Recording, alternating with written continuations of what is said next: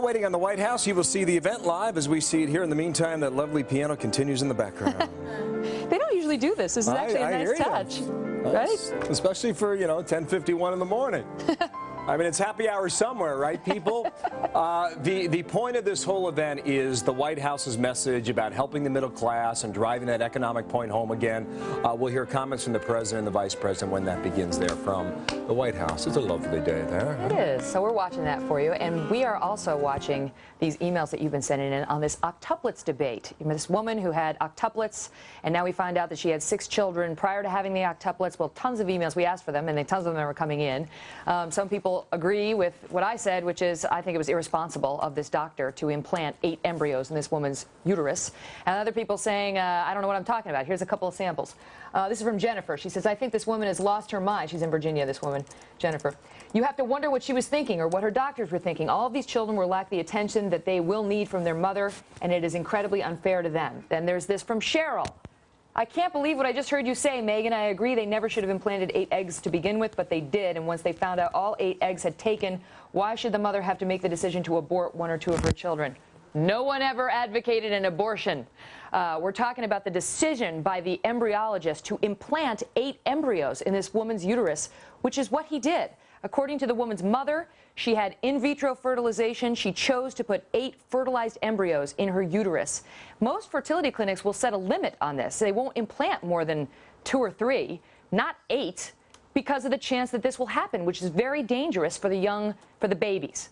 So it's not a question of whether she should have selectively reduced the pregnancy, which is what some advocate.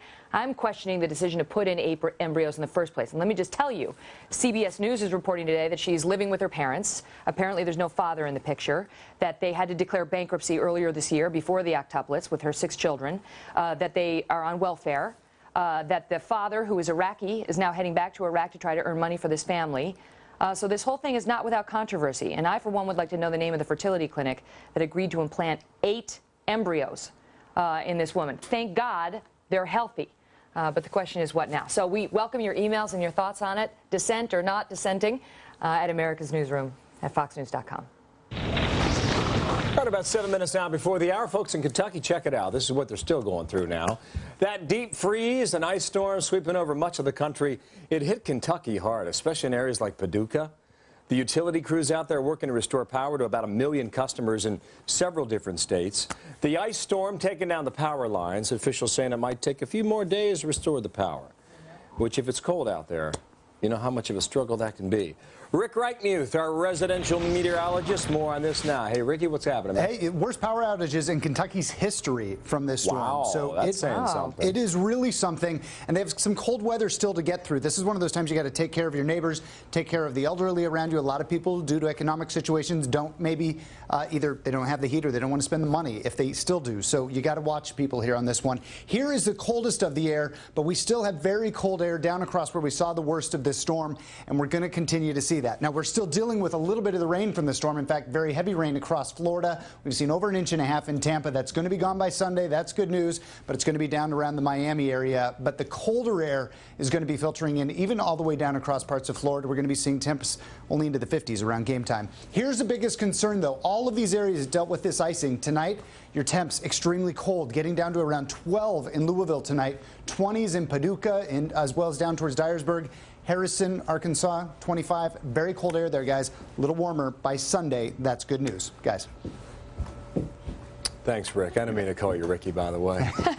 I'm sure someone in your family calls you Ricky. Oh, everybody in my family does. Do they? Yeah. That's a term of endearment then. Oh, now you've made it stick. See you, brother. Have a good Ricky, weekend. right? Check out the big board. We're off about 85 points now. We had a bit of a jump in the open there, but we've gone, well, south since. So. On the other direction. Yeah, you've got that news to chew on right now, huh? So, Bill, do you remember when President Bush was in office, and one thing you could always count on, one thing you could always count on from that president was he was right on time or early for most events. Yeah.